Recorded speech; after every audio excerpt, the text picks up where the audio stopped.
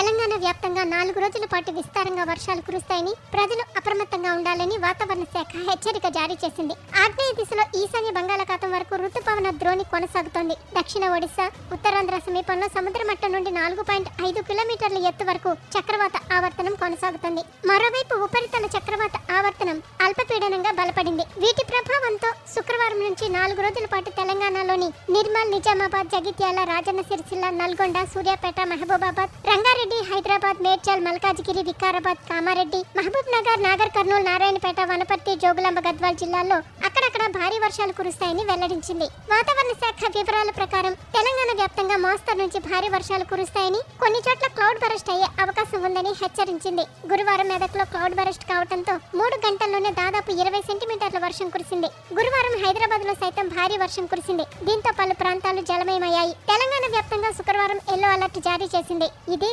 గంటకు మారవచ్చని తెలిపింది.